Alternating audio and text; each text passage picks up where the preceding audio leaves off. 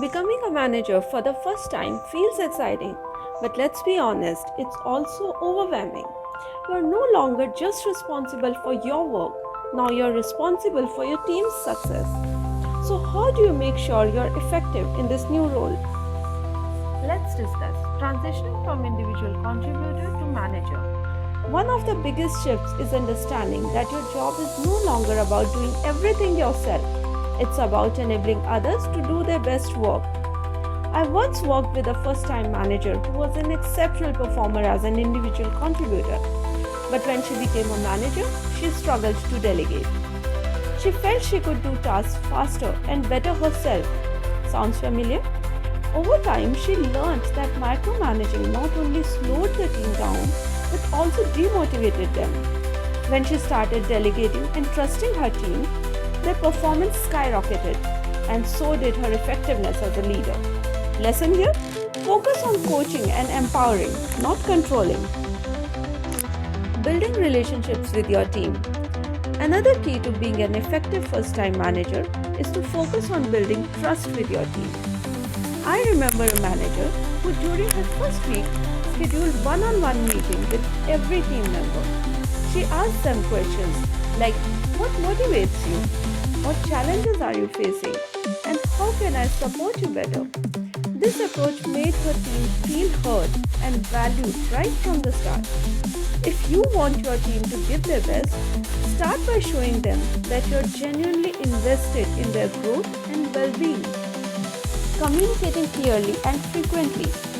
Communication is everything. As a manager, you're the bridge between your team and the organization. Make sure goals, priorities, and expectations are crystal clear. A great example I've seen was a manager who started every Monday with a quick 15-minute team huddle. She would discuss weekly goals, share company updates, and address any concerns.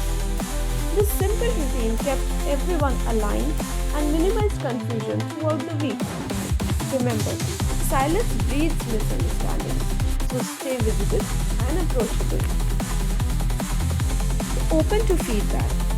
Being a manager doesn't mean you have all the answers. It's okay to admit when you don't know something.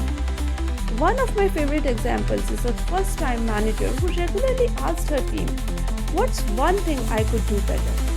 At first, her team hesitated, but eventually they realized she genuinely valued their input.